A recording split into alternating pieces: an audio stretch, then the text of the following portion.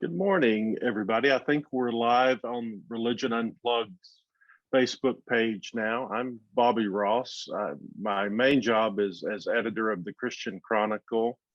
I also write a weekly column for Religion Unplugged called Weekend Plug-In that kind of highlights the best reads and top headlines in the world of faith, and kind of in that role, kind of serving as one of the moderators of this panel discussion that we've got this morning, joined by one of my colleagues here at Religion Unplugged. And I'll let him introduce himself real quick, and then I'll let the rest of the panelists kind of do a brief intros of themselves, and then we'll get into our discussion, which is related to abortion, religion, and Roe v. Wade, which you might have seen in the headlines a little bit this week. So Clemente, if you want to introduce yourself, then we'll kind of let everybody else just say a little bit, and then we'll get into the kind of the heart of our discussion. Thanks, Bobby, for inviting me, for being your co-pilot here today. Yeah, I'm Clemente Lisi. I teach journalism at the King's College in New York City. And when I'm not doing that, I work as a senior editor and the writer at Religion Unplugged, where I cover the Catholic Church. Awesome. Belynn? Yeah, my name's Belynn Hollers. I am a news fellow at Dallas Morning News. I've been here since the end of June last year, and I am a recent grad from the University of Dallas, where I studied political theory and philosophy. And my main job this year has been covering abortion. And I also simultaneously cover religion, and they intersect a lot. And so that's how I guess I'm here today. Awesome. Kelsey? Hey, I'm Kelsey Dallas. I'm a reporter and editor for the Deseret News in Salt Lake City, and my main coverage areas are religion, politics, and the Supreme Court. So abortion is in the middle of that bullseye right now. Awesome. Kate? Hi, I'm Kate Shellnutt. I'm the senior news editor at Christianity Today magazine.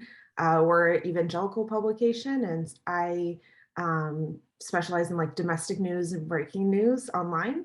And abortion is a big story for evangelicals, so we'll talk more about that. Great. And Adelle? Hi there, my name's Adelle Banks. I'm projects editor and national reporter at Religion News Service, and have a number of different things I cover, but including race and religion, Black church, congregational issues, faith and public life, etc. Awesome.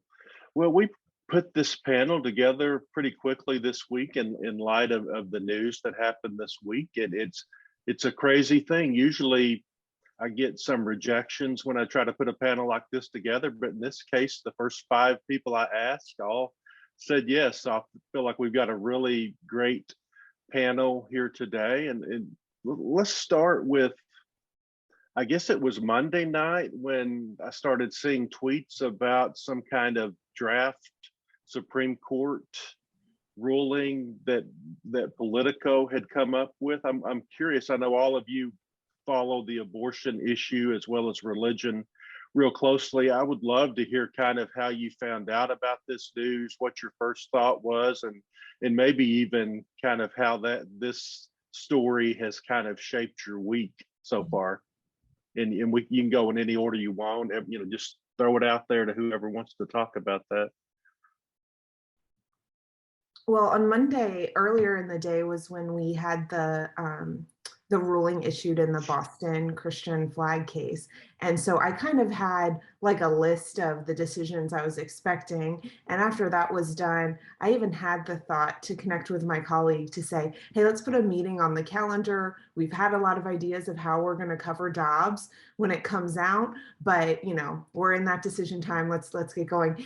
Not knowing that within a few hours before we could even have our meeting to coordinate on some possible angles and plans for coverage, that a leaked decision or a draft opinion would already be out. So it felt like, oh man, we got beat to the punch, even though I thought I was going to be ahead of the game prepping for coverage. So definitely blindsided, just like everybody else.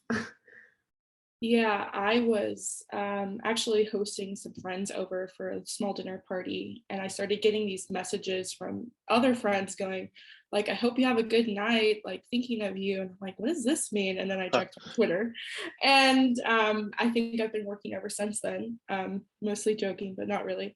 But like I mentioned, I primarily cover abortion, and so I'm always thinking about Dobbs. I'm always refreshing on Thursdays or whenever they decide to release opinions, knowing like, okay, it's probably not going to be, but you never know. And so even like this past week, I was like, well, on Monday morning, I like got up early, made sure I was ready to go just in case. And so our team definitely has been prepping for this. It just was, we didn't expect a leak opinion, of course. So it just was, move into action real quick. But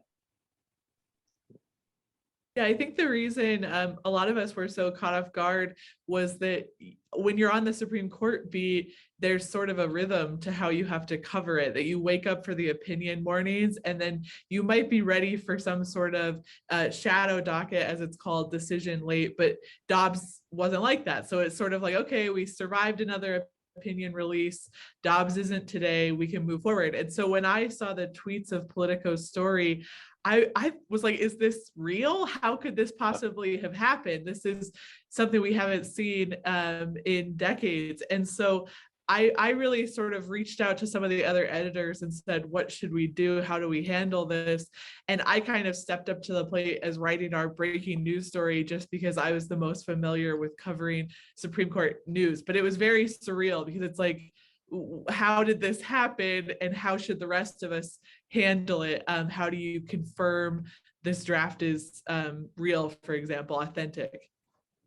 Yeah, I want to build on what Kelsey said. It's true. When I was at the ABC, for example, we knew that the end of the term would be that final week in June was always that crazy week where every day would be an expectation where the decision would come in. So I was watching ESPN, I was watching hockey, but like everybody who watches TV now, you have your phone in your hand. So I'm on Twitter and I see the same thing. My first thought was, is this legitimate? Is it real? And then they had a PDF of it in there. And I remember clicking on it and thinking, if this is a deep fake, this person should be on the court because it looked like a real legal document, right? And it was interesting to see what the conversation was, but it was very bizarre given the time of day, the day of the week it was, and the stuff doesn't ever get leaked, which I think is our segue, right, Bobby, to our next topic, really about the leak itself, which is I find fascinating in tandem with obviously the potential decision. I think it just shows the nature of journalism and how unusual and usual it is that nobody was expecting the timing that occurred.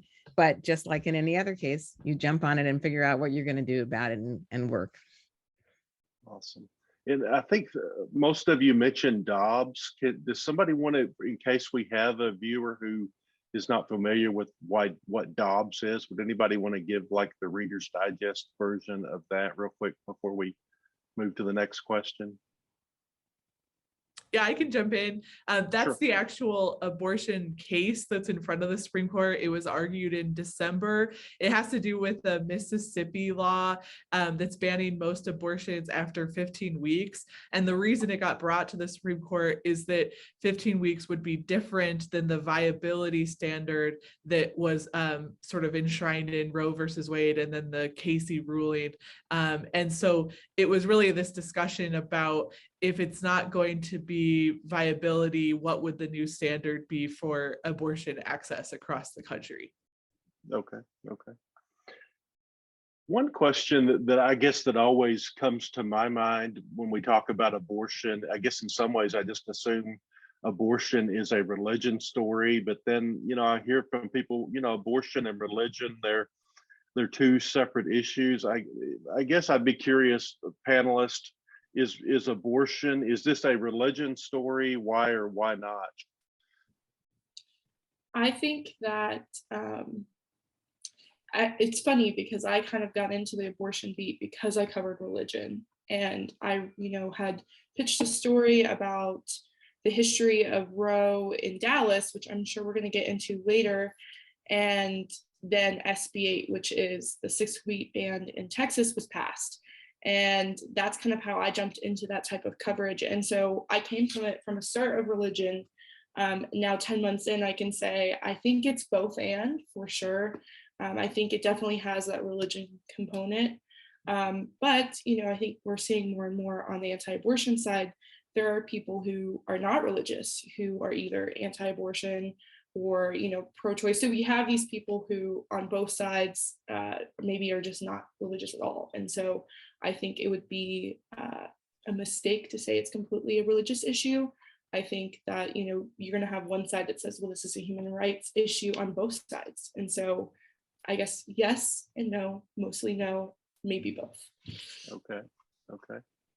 I like that Belynn said yes and, because that was something I had in my notes, that and yes, it's a religion story, but maybe not for the reasons people think. People might assume it's a religion story because if you're against abortion, then you have to be against it for religious reasons. And that's not the case. Research from Pew Research Center has shown that factors like personal experience and education can play a big role in forming people's opinions too, not to mention their political allegiances, their sort of party membership. But of course, religion journalists should be prepared to cover it because so many faith groups hold events on this topic, go to the March for Life because of this topic. Increasingly, we see the religious left, more liberal faith groups speaking up in support of abortion rights. And so it's just natural to cover this topic in the realm of the many different political debates that you would be covering on the faith beat. My colleague Jack Jenkins was outside the Supreme Court as the ralliers started and continued, and he noted how much of a religious presence there was there, which I guess in some ways maybe answers that question, that people for and against who are there for religious reasons. And I think that, there's a lot of quote unquote political issues or social issues that we see parsed and surveyed by religious demographics, but I don't know that we see the great differences by faith group that we do see with abortion, particularly how exceptional evangelicals, both in a multi-ethnic sample and white evangelicals in particular, are in comparison to the rest of the country, where both like Pew numbers and Morning Consult numbers, depending on kind of how they ask questions about abortion, the evangelical breakout will be like twice as supportive of abortion restrictions or of overturning Roe than your average American. And to me, when differences are that stark, you have to say, there's a factor underlying here that these people, whether it's what they're exposed to and kind of the circles, the ways that churches are actively talking about abortion, or the theological beliefs that kind of form them to generate these opinions in the first place, that I think when I look at just how the opinion surveys play out, I know that there's a lot of range within groups, but it's kind of hard to ignore, I think, the differences you see among faith groups on this. I want to get into kind of what you're finding in your reporting this week since the leak, but I think it might be interesting. Belynn mentioned some of the history of Roe v. Wade and kind of how religious groups did or didn't support abortion at that time. I know, Belynn, you've written about that. Adelle, you've written about that. I wonder if the two of you and anybody else who's kind of studied this issue or have some thoughts on it would like to maybe take us back to the time of Roe v. Wade a half century ago and kind of how that issue developed as a religious issue back then. Yeah, so I'll just start from Dallas County, since this is where the case originated from. Here in Dallas, this is early 1970s. The First Unitarian Church of Dallas, which is still here today, had a group of women who would come together for women's issues. They would talk, they would have speakers come in. And that group actually became very active in abortion rights, and were very supportive in bringing in, and they brought in Linda Coffey and said we want to change this law. And so to me, it's really interesting that like the community perspective in Dallas started in a church, and then obviously as the story goes, Norma Corby was recommended to Linda Coffey. Linda Coffey eventually filed the case, brought on Sarah Weddington here in Dallas, and the two, took it all the way to the Supreme Court. But there is, that religious element. Another interesting factor is, a massive religious influence in the Dallas area was, Criswell, and from First Baptist Dallas, and his original opinions on it was that, abortion was fine. And then in later years, he recanted that. And I've spoken with, Jeffress at First Baptist Dallas, and I've spoken, with Criswell College and the deans and stuff there, just to kind of go back and say, well, when did that change? And so according to them, Criswell changed his opinion when, more advanced sonograms came out, science changed a little bit. And so it is interesting that like the Dallas leaders, religious leaders, early 1970s didn't really have any issues with abortion. The other really interesting fact I found in my reporting in the last few months was that the response in Dallas wasn't actually that big of a deal. Granted, I wasn't there, so if someone was, please correct me. But even when the decision came out, it wasn't a massive, I don't even think people were really aware that it was happening in Dallas. And even if you go back to some of the newspaper clips, it just wasn't widely reported as much. And so I think it's interesting to see the difference today where, many different religious groups in Dallas are really engaged in either, abortion rights activism or anti-abortion activism. It's a big issue here, and you can see that in the pro-life marches, back in January. You could see that yesterday at the courthouse in Dallas, where the case was actually filed originally. And so the historical perspective in Dallas has definitely changed. And I think the fact that, it started in a church, I think that's a really interesting component. Belynn mentioned looking at newspaper clips, and I had the opportunity last year to go to Religion News Services archives that are located in Philadelphia at the Presbyterian Historical Society, and I went through like a file on the topic of abortion, and it showed how much of a debate there was before Roe was in place. And there was, like, for instance, a Catholic leader who declared women who do not want to become mothers should not engage in acts leading to maternity. Just flat out said that. Whereas on the other hand, there were people like Norman Vincent Peale who joined with Jewish clergy and issued a joint statement, and they talked about changing New York's laws which related to abortion, which they considered unduly restrictive and tragically uncharitable and unjust, they said. So there was a concern about broadening the laws for some and keeping them just the way they were. RNS made a point of reporting back in the late 60s about the numbers of illegal abortions there were and the concerns about that. And the National Association of Evangelicals was also, on the one hand, talking about safeguarding the life of the health of the mother, but they worried about the slippery slope and what might happen if laws came into being that they thought would just be about personal convenience or social adjustment and that kind of thing. So the range of opinions and the debate happened well before, just like it's happening now. And I'll agree with what Adele said. When I looked at CT's archives on this topic, the slippery slope argument was what stuck out most to me. Like when I read our editorial in response to the Roe decision, a lot of it was like, get ready for eugenics, get ready for forced abortion. If this becomes legal, kind of like what's next in terms of life rights. So that was very much kind of where the heads were at in terms of the evangelicals at Christianity Today at the time. The other thing that I'll say is that historically, the Roe decision is also what changed evangelical activism around abortion from kind of the protest and lobbying to the pregnancy center movement.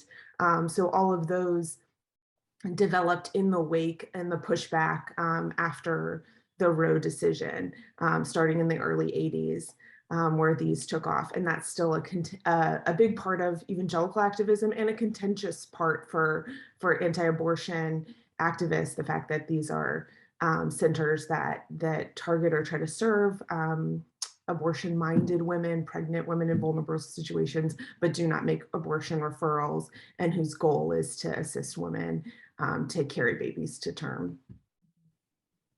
Yeah, I think I want to play off of that a little bit. I think that, and my question for the panel is, where you have to be careful what you wish for, I think, in some cases. So let's assume that this decision is the final one, because we don't know that yet, really, and things can change. I think Catholics and evangelicals have formed an alliance over the decades. They have a lot of differences, but on this issue, they really got together. And I think the Republican Party became a real political force as a result of that backing. But, where do they go from here now? I mean, potentially millions of children will be born, right, who might not have been. And will the Catholic Church or evangelical churches demand that, the government provide more health care for children and do things that are traditionally on the left politically?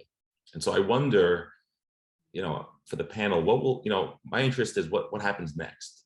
So what will happen next politically? Because it may be a religion story, but it's played out in the political arena. And so I just wonder what you guys are hearing or seeing, or what you guys think could happen.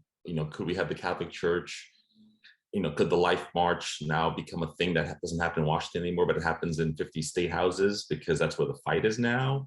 Or is it a matter of we have to advocate for more pregnancy centers, more money, more welfare, more social programs, because you need a social safety net if you're going to have millions of people born now who need help? So I do think, oh, go ahead. No, I'll defer to you. Go ahead.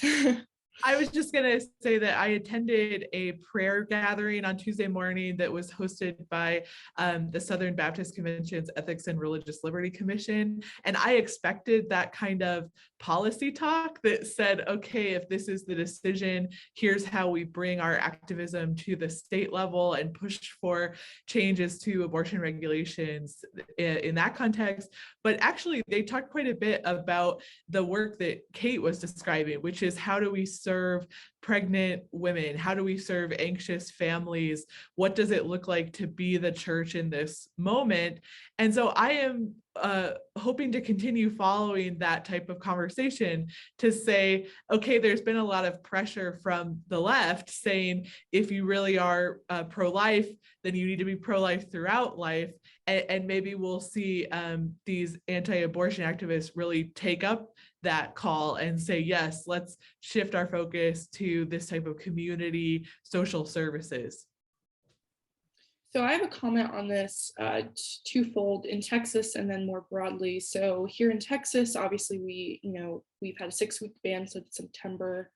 It's cut abortions in half by 60%, but we also know that the numbers show that people are going out of state, which will, likely be the case if more states in the South cut off abortion, just like it's what's going to happen here in Oklahoma that came down on Tuesday. So, one of the things that I found that was interesting was that Republicans in the Texas legislature actually, in the Senate, refused to pass a postpartum bill that would have extended postpartum care for 12 months in the state, cut it back down to 6 months.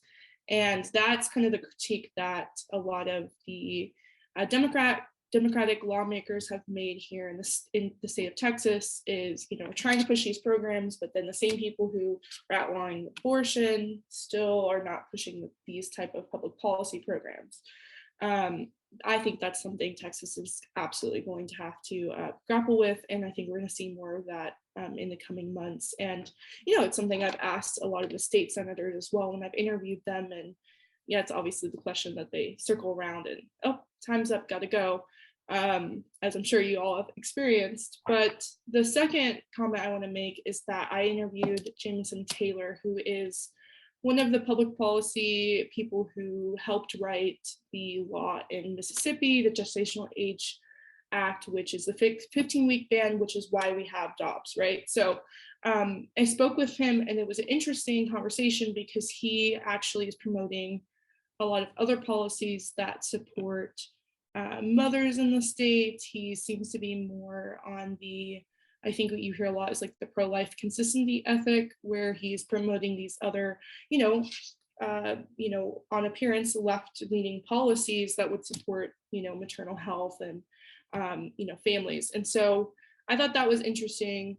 that's not what we're really seeing here in Texas play out, but I'm curious to see where some of those types of policies pop up. And, if I think also, are these churches, is the Catholic Church, is the Evangelical Church is going to step up and say, hey, we've got this, now we have to step in and do what we say we want to do. On the other side of that, I've talked to a lot of anti-abortion activists who said, actually, we're kind of worried that Roe, gets overturned, because then those in the anti-abortion movement, so like the groups of evangelicals, the group of Catholics who are, going to these protests, doing these marches, pushing the policies, are just going to say, okay, we won, we're done, we're going to walk away. And then you've got mothers all over the country who need help, and then no one to be there to serve them. And so I'm very interested to see where the churches are going to go, or if these policies are going to, pop up for maternal health and families. When I was working on my story that related to Black churchgoers, I talked to Justin Gibonnet, who is an activist for civic engagement. He's also a Black churchgoer. And he talked about, for him, he wanted to see Roe fall, as he put it, but he thought that he shouldn't be triumphant about it. And he talked about how churches need to deal with these very things you're mentioning, Belynn. He mentioned that conservatives haven't really addressed the issue of maternal mortality. And he said that he thinks that Black churches are going to have to redouble some efforts to deal with women in crisis situations, and that there needs to be pushes for policy that relate to things like childcare and health and maternal health and paid family leave. So there are some people who are calling for that amongst conservatives. And I think that even when you look at like the pro-life movement, anti-abortion activists, a lot of whom are faith-based, after this leaked decision, this leaked ruling, I saw kind of the fissures in the movement, I think, in terms of people's different philosophies come to light based on what was their gut. Like Adelle referenced Justin saying, I'm happy, but I'm not triumphant. And so there were some people whose reactions were tempered a little bit. And then that question, like Clemente asked, of like, what's next? I saw a whole group of for whom the what's next was, okay, what are we going to do about these babies, these mothers, these families? Let's re-up this call for whether it's not just what the church can do, but what can we be lobbying the government to do, all of that. But then there's another group within the pro-life movement that they say, hey, Roe is just one step on the way, and this was never our end goal. And their immediate focus is 14th Amendment, like full personhood rights at the point of conception, to say leaving it up to the states actually isn't a victory and isn't enough. And so there had been a debate, I think, within the movement. We saw it play out even at the Southern Baptist Convention last year between whether incrementalism, this idea of can we chip away a little bit to make abortion harder to access or more restrictive, and that'll, kind of work towards the goal of ending abortion. Is that okay? Or it's kind of an all or nothing thing. And I think the people for whom it's been all or nothing, the idea of Roe being overturned, of federal abortion rights not being the standard anymore, really has freed them or ignited them to say, hey, incrementalism is over, and we need to be like, we will accept nothing short of full bans in all of these places. This would be the stance you would see from someone like Lila Rose at Live Action. She herself is Catholic, but a lot of the followers are both Catholic and evangelical. So I think that you're going to see, I don't know, I think the movement will be even more at odds, that this isn't going to be like the afterglow of the celebration of Roe being overturned if this decision is made official, in the coming weeks and months, but really where do we go from here is diverging paths, I think, for people of faith. What is the sense, I guess, among religious groups on both sides of this issue as far as the ramifications of this leak and what it means? Are people pretty much resigned to the fact that this is how it's going to turn out, or is there still some question as to the motivation of the leak and whether something could change before this rulings actually comes out in June or July or whenever that is. I think there are big questions about what ruling will actually end up with. And in fact, part of that prayer meeting on Tuesday was praying, may this be the final word. May the justices that originally voted to overturn, may they stick with that conviction. And just a note that it wouldn't really be the leak that's causing some sort of change. It's just the Supreme Court's process that they take this original poll after oral arguments, they sort of write up a draft opinion, and then they just continue to debate and debate and debate, sometimes all the way until that very last day in June. And so it is significant that this leaked draft was dated in February. A lot could have changed from then. And especially with Chief Justice John Roberts at the helm, who has always tried to maintain this very careful, narrow decisions, middle of the road. I would not be surprised if we end up with a different ruling than the one that was leaked this week.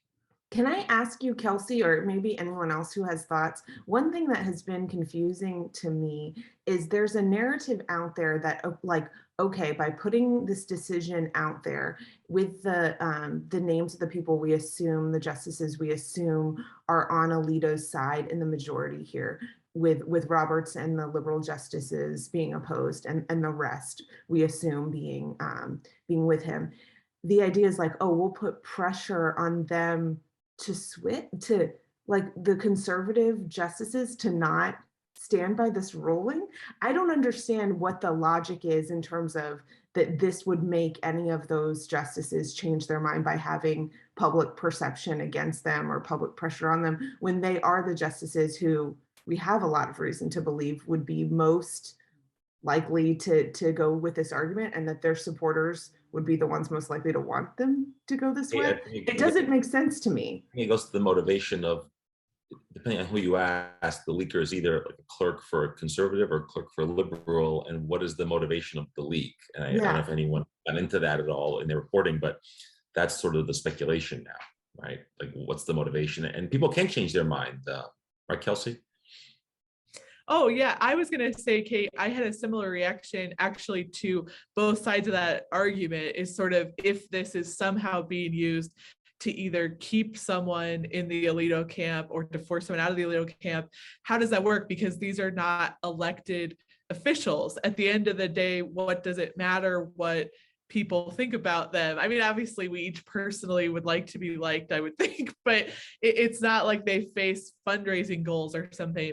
But I do think that a significant reaction to watch is from the Senate. So those who had interviewed like Kavanaugh, Barrett, as they were in the running to take a Supreme Court, and had heard promises that they weren't going to overturn Roe v. Wade.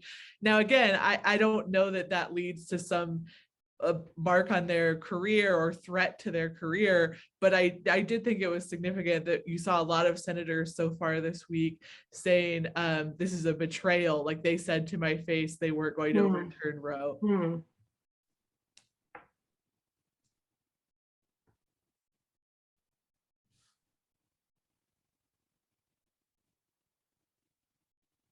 So, very interesting discussion so far. I appreciate it. One quick follow-up, Kelsey, on what you just said. I mean, is there any evidence that anybody actually said they wouldn't overturn it, or maybe people kind of got that perception? Or I guess I'm not real familiar with that scenario. Oh, it was just in all the different interviews with individual members of Congress ahead of confirmation hearings. I think several had asked, like Kavanaugh and others, would you overturn Roe? Is Roe settled law? And felt like they were set on defending Roe, and so they felt like this betrayal. But again, a lot can change when you're actually on the court and you hear the oral arguments. It doesn't mean that in that moment they were being disingenuous. It just means that each case presents sort of a new opportunity to argue the same details over and over again. So did that answer your question? Yeah, it did. I appreciate it. Yeah, I'm surprised we're actually going faster on some of these questions than I expected of this group, which is good. We won't be here too long. I'm curious, I guess, all of you kind of what have you, I know you've all talked a little bit about it, but kind of what specific, if I could talk specific stories have you been working on this week in light of the ruling, and are there any, I guess, longer term stories that you're kind of looking toward now that this has happened?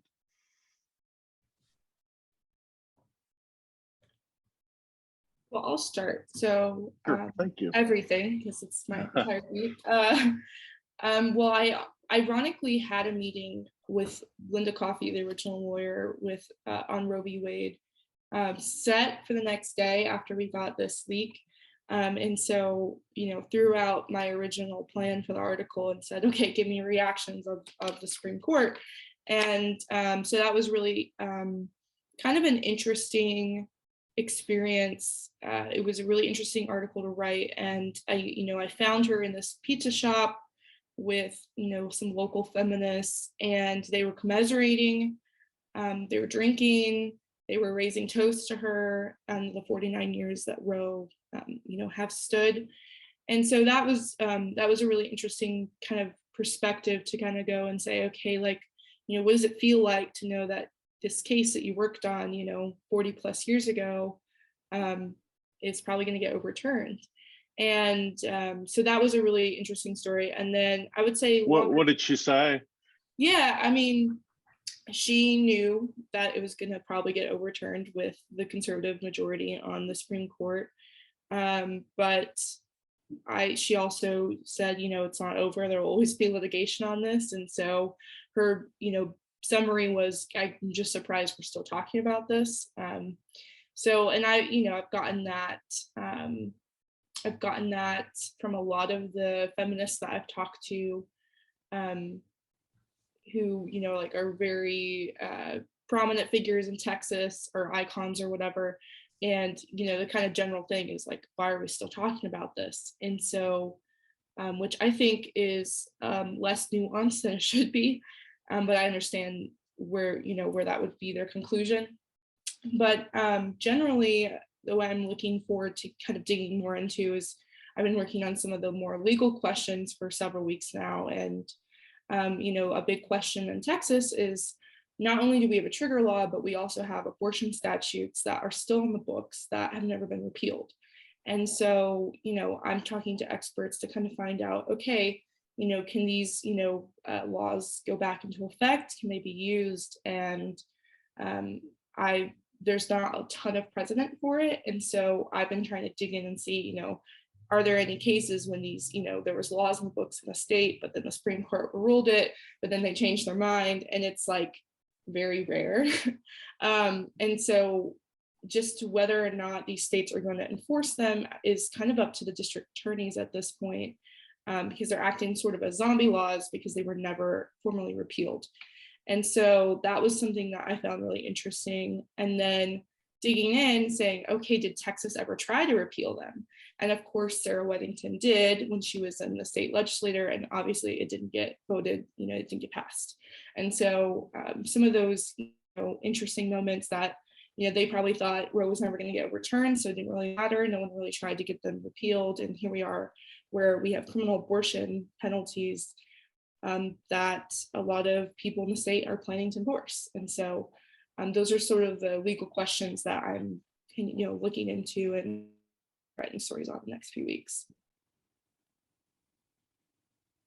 I did a story looking into what some Black church members and leaders think might be the future for the Black church and politics related to this topic.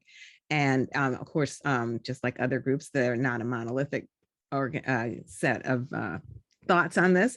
But I found that many Black churches are known for their voter mobilization. And I talked to somebody who's been a leader in that, and she said that beyond mobilization, there's education that's going to be needed just for people to understand what can and can't happen in particular places that they live. And she said the fact that there is a decision in the Supreme Court at the Supreme Court level doesn't all of a sudden dictate what's going to happen in your local jurisdiction. She happens to be in California, where it's not expected that the rules are going to change there. But in addition to this woman, who was the AME Church's Social Justice Commission director, 4 women of the African Methodist Episcopal Church's Health Commission put out a statement, and they talked about advocacy for reproductive issues in general, and to not have shame surrounding reproductive issues, and to discuss it in sermons and discuss it in Bible studies. So there's a push for education so people understand what this really means and what it doesn't mean for them in their particular area. And I also spoke with the chair of the Conference of National Black Churches, and he responded to President Biden talking about needing momentum for national legislation that might codify Roe. And this person, Reverend W. Franklin Richardson, talked about how he thinks it could be an awakening for some in the Black community who maybe hadn't been moved so much on this issue, and that it could make a difference within the midterm elections. He thinks there could be greater mobilization because of the feeling about the importance of freedom, of people having choice, even though there's a divide within the Black community as others as to whether abortion's a good thing or not.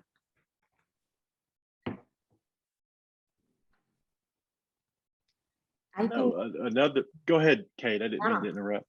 Oh, I was just going to say, I think there's several stories that I've assigned and are querying out that I think will have a lot of reaction and follow up. One area for evangelicals, I think, is the political implications of if Roe is overturned, that it's been such a motivator for evangelical voters or politicians targeting evangelical voters to use it as a point of leverage of, wouldn't you want, a conservative politician in office who could do this and who supports this, and maybe when that's off the table, that there's actually a little more freedom for political diversity among evangelicals and white evangelicals.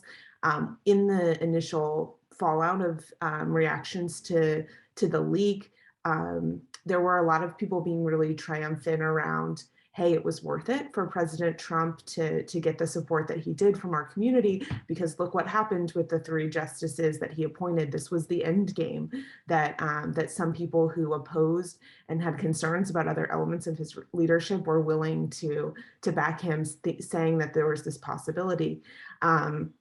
And even someone like Southeastern Baptist Seminary professor Karen Swallow Pryor, famously a third-party voter in these last 2 elections and a critic of Trump, was accused of, how could you celebrate the potential win here in Dobbs if you didn't vote for Trump? And so there's been some kind of tension of like what it means for evangelicals for this to have been such a major political goal of theirs. And now if it is to be achieved, might there be a shaking out where we see kind of more willingness to cede to Democratic officials in midterm elections, in local elections, upcoming elections, when Roe is no longer on the table? So that's one that we're kind of looking at long term of how this shakes out some political dynamics that had been really set in stone, especially in the past 10 years for white evangelical voters. I wanted to highlight 2 different threads, and one, like Kate was saying, is there an opportunity for political diversity that we didn't see before? If you look at official statements from a variety of denominations, including Muslim or Jewish ones, there's nuance in their views on abortion, that they may generally discourage elective abortion, but they are supportive of it in certain circumstances, especially in the cases of a threat to the mother's health. And that nuance is often missing in political debates, especially in the past 2 years, as there's been growing contention between conservatives and liberals.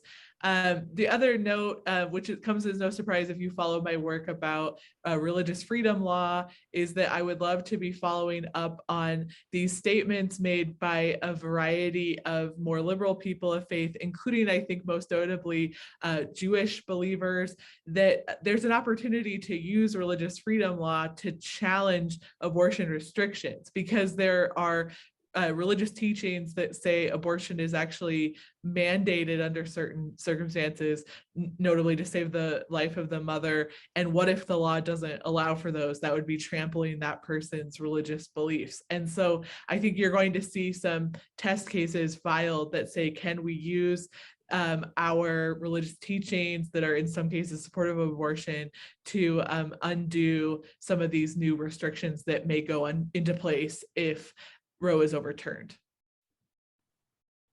Wow. So sounds like even if the ruling goes exactly as the draft had it out to be, I think Kelsey or somebody mentioned that, maybe Belynn, somebody mentioned that I guess the abortion issue isn't over, and I guess been fighting this for at least 50 years. I mean, how much longer are we going to be fighting over this? Any predictions? Well, I think that it would be a grave mistake to think that Dobbs is decided and then we're done with litigation on this issue. You've got 50 states who are going to have to grapple with the laws that they have in place, whether they're the laws that were pre-Roe or the laws that they have now. I think maybe lawyers will have a job to do again. But really, I mean, I think it's going to be litigation. I think you're going to see a lot of litigation, and then, it's going to be on Congress to decide if they want to pass something, if they can get it through the Senate, which right now looks maybe not likely, but I don't see this stopping until there is a federal law passed. I don't know what you guys think, but I don't see how we could not have all these legal challenges for several years to come until there's a decision, not made by the Supreme Court, but made by the people of the United States.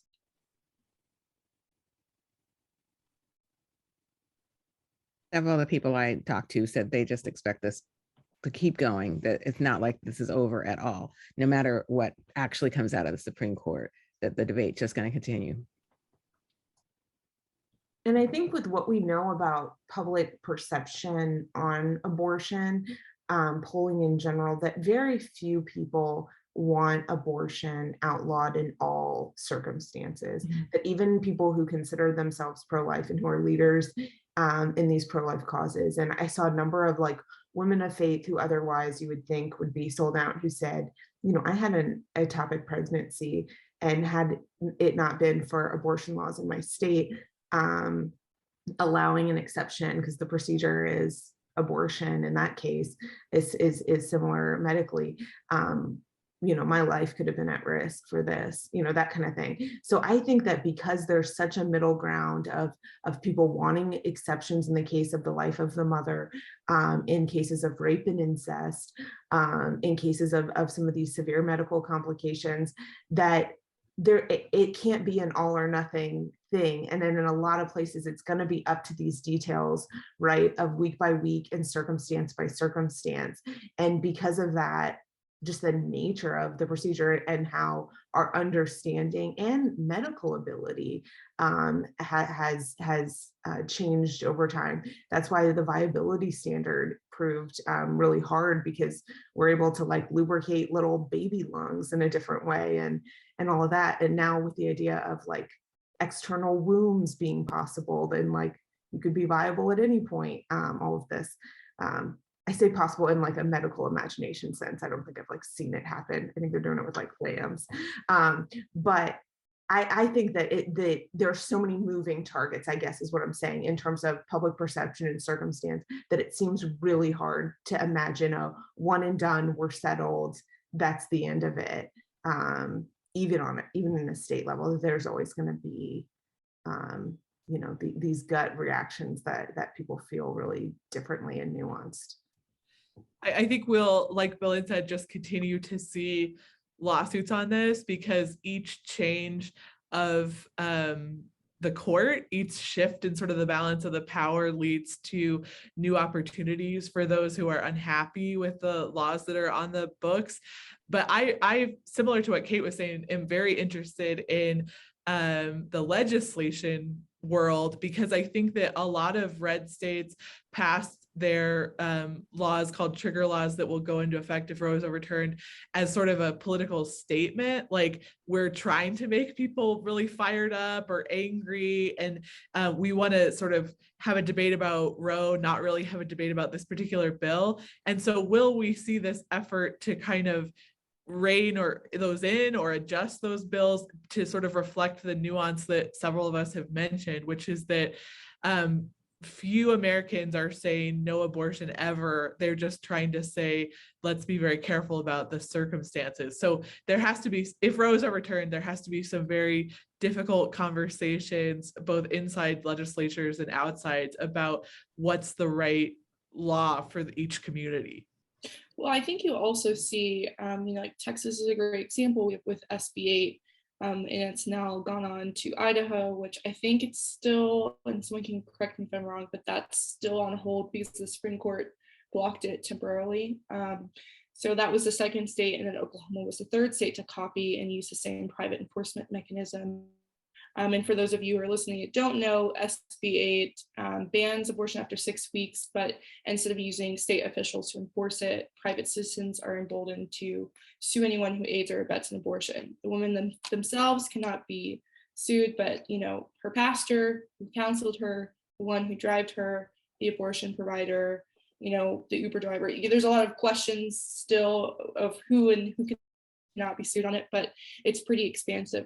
That bill only has exceptions for life of mother, but Oklahoma just passed their own, and with some of the laws that Oklahoma have been passing the last few weeks, they're making more exceptions than you'll see in Texas. And so I'm curious about that too, to see how the evolution of, like, maybe they're still going to use this enforcement mechanism, or they have private citizens enforce it, but use, have these more exceptions for like rape and incest. I think the evolution of that's going to be really interesting to watch what other states do as well. And, Florida's another example. Florida was considering a 6-week ban, but I don't think they have the political capital there to, push that through. And so they went to a 15-week ban, and I don't even know if they've gotten that passed yet. But so I just think, watching the variations will also be very interesting. Well, thank all of y'all. I think it's been a very informative and interesting panel. If anybody's watching this and you kind of caught it in the middle, the full video will show up there on Facebook pretty soon. And also plan to include a video link to this in my weekend plug-in column that comes out tomorrow. And I'll also link to some of the reporting that our panelists have done. I guess before we sign off, any other thought, last thoughts anybody has, or questions we didn't ask that we should have?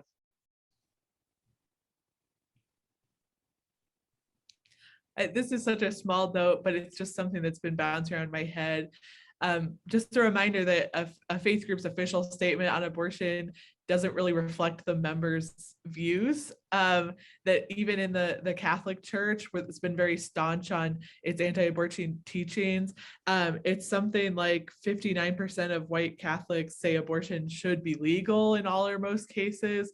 So I think that that's where some of the confusion comes in, is sort of what is the religious official message on abortion, and then what do people of faith individually feel about it? And there can be a big gap between those two things. That was similar to my lingering thought too, of seeing people who are either ex-evangelical, who were raised in pro-life religious circles and maybe are a bit distant from them now, or just have a different understanding of their faith. People being really explicit to say, hey, I used to buy into all of this and think that, Roe v. Wade was kind of the answer to all our prayers, overturning Roe v. Wade. And now as an adult, or as the person I am in my faith journey, I feel a lot differently about it, whether it's I oppose it, or I feel conflicted, or I think that legal mechanisms or government mechanisms are no longer the best way to reduce abortions. That I think that especially on Twitter, where a lot of different voices, social media are being shared, that you're not in the bubble of your own congregation, but can have people who share your faith, but but might be the exceptional case, like you find yourself, that people are speaking out more frankly rather than kind of going with what they hear from the pulpit necessarily, or what they were taught or raised with. And in some ways, I think that can lead to a more robust conversation and hopefully spur us to be more thoughtful about what it looks like in the aftermath, like we've been talking about. I guess as a final point, I think will be interesting to see is what happens at the pulpit on Sunday, right? This Sunday, what's the conversation in the church, and that may be something that you guys are looking at as well. Yeah, I really think that's a great story idea for the coming week. I was going to say an older Pew survey, I think 2009, said only 30% of regular churchgoers had heard a pastor talk about abortion. That's kind of stunning. Only 30% of regular churchgoers. And so does that change now with abortion, with this leaked draft in the news? Do we suddenly have much more robust, thoughtful conversations about this in faith communities across the country? And it just so happens that Sunday is Mother's Day as well. So. Oh, wow. Well, one question that still lingers for me is, and someone mentioned it earlier, I think the political realignment, looking at that could be really interesting for people who might find themselves on the anti-abortion side, but don't align with like the Republican Party. And so I'm curious to see, like in red states, is that going to have any effect on public policy? Are we going to see new like contingencies? If a state is for sure never going to, have abortion in that state, will they then, be more blue? I think some of those questions are really, like, I'm really interested to see where the trend goes, because I think, abortion has always been an issue that it has divided the two parties. And I think you find a lot of people who are like, well, I'm more fiscally conservative, but I'm pro-choice, so I vote liberal, or vice versa. And so I'm wondering, like, will there be a new alignment on things now that, maybe it's more up to state legislators versus like, I don't know if you guys have any opinions on that, but. I'll add also that if you're, for people who are listening, if they're curious about some up-to-date stats on where religious groups fall survey-wise, Pew's latest update is due out tomorrow, which will be Friday as we're recording this. So stay tuned for outlets like ours or other places that might be reporting on that. And that's survey data as recently as March. So in anticipation of the Dobbs ruling, they've got where groups fell, and there are some moves that are worth looking at, and just because you have a view of where a group falls, it might not be where they're at right now. One other thing about that relates to history and next steps is that my colleagues Bob Smetana and Alejandra Molina wrote yesterday about some of the steps some clergy are thinking about taking. And years ago, there was something called the Clergy Consultation Service that helped move women from one state to another who felt that they needed to have abortions. So there may be a re-upping of that kind of thing, so where the action isn't just the sermons on Sunday or another day of the week, but also what actions that some clergy may have never imagined they'd be doing because of how they feel about this issue. That's great. Great. Well, thank you, everyone. I really appreciate it, and appreciate those of you who've taken time to watch this.